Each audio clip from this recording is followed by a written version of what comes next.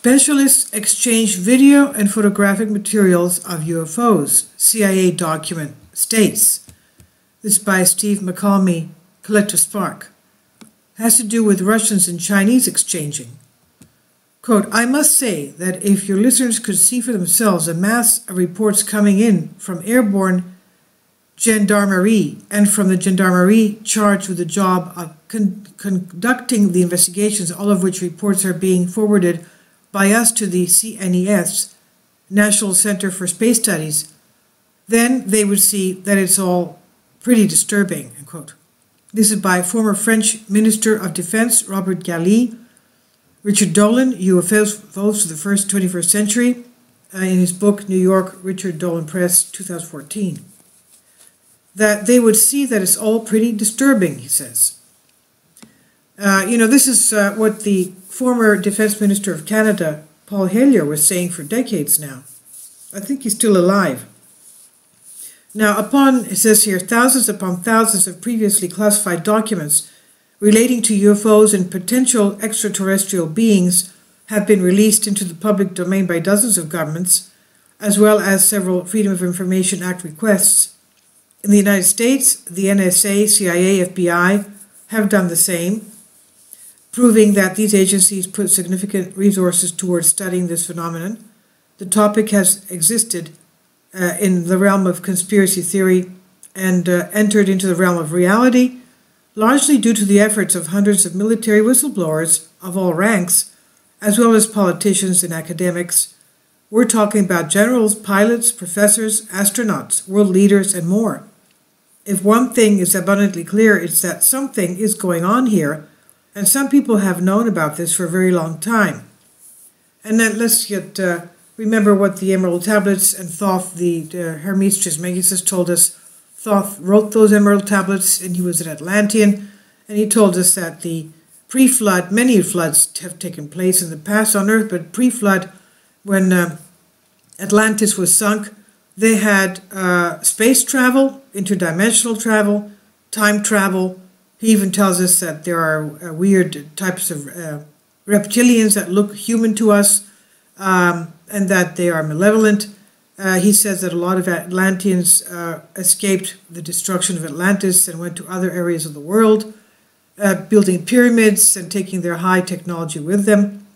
Some of them became the deities of those areas, even in ancient Egypt, etc. And thought the Atlantean, since he had a spaceship and he buried it under a sphinx in a plateau of pyramids. Well, we don't know if that's Giza or somewhere else, like Saqqara or something. He didn't say where it was. But it was his spaceship is under a sphinx in a plateau of pyramids in ancient Egypt. So, and also Manly P. Hall, you can find his discussions on YouTube.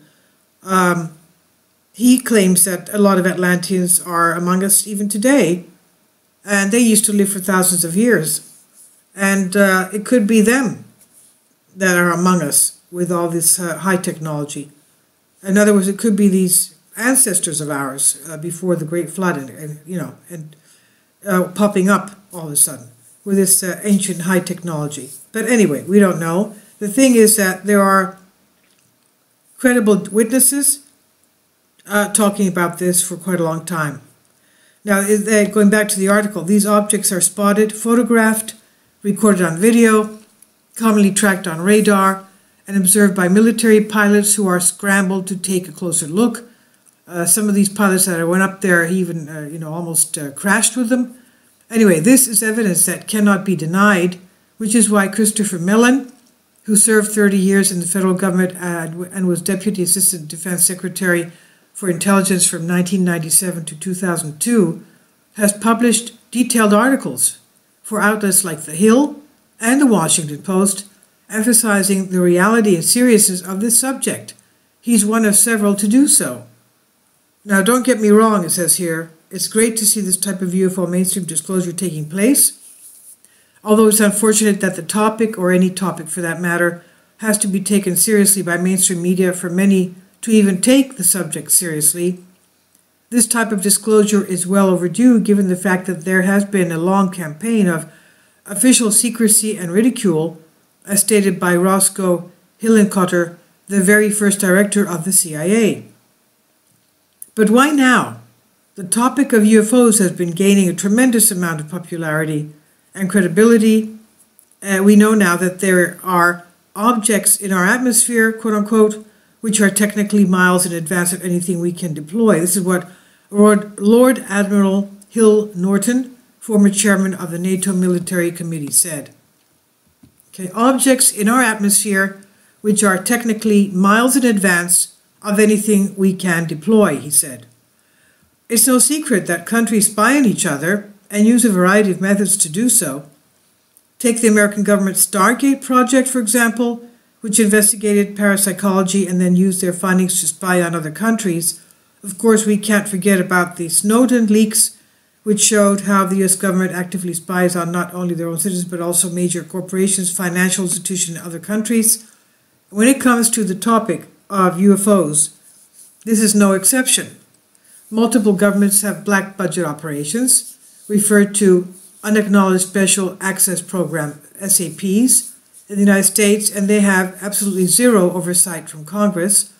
A document found online in the CIA's electronic reading room outlines how the CIA was gathering intelligence on a joint effort between the USSR and the People's Republic of China, PRC. It was almost 2 decades ago when scientists from the USSR, as well as the PRC, initiated a joint study on UFOs, and stands as yet another document showing how seriously global governments have investigated UFOs throughout history. Quote, scientists of the PRC and the Soviet Far East have begun joint studies of UFOs. The first meeting of ufologists of the two countries has ended in the small maritime townlet of Dalnegorsk. The Soviet and Chinese specialists on anomalous phenomena have mapped out a program for investigating incidents that are already known and have also arranged to directly exchange video and photographic materials on new similar phenomena. Dalnegorsk has not been chosen by chance as a place for such acquaintance.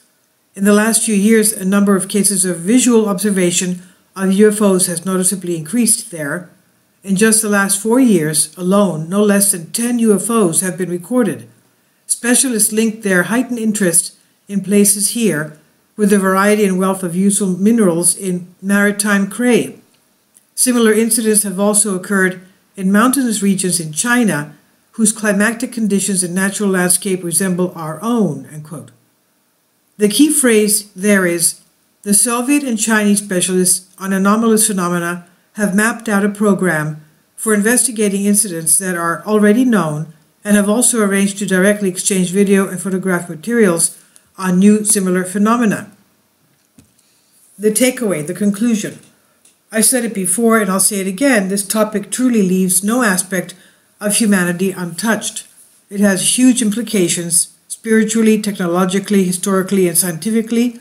The process of disclosure is long and it won't come from any type of authority figure. It will happen naturally, in my opinion, as time goes on and as the collective mind opens up to the fact that we are not alone in the universe and that we have been and are being visited for a very long time.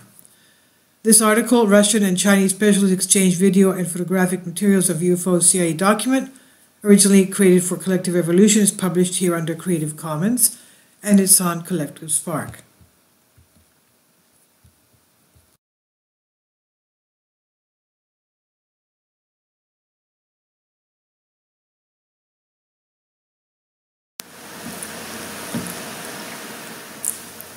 If you'd like to join me on my Patreon account, you will hear content not covered by mainstream media. These riveting stories will be based on my research, and I will state my opinions and give my personal insight on diverse and controversial subjects and world events not covered by mainstream media, and not supported by YouTube guidelines. So whatever I have on my Patreon, most of those will not be on my YouTube channel.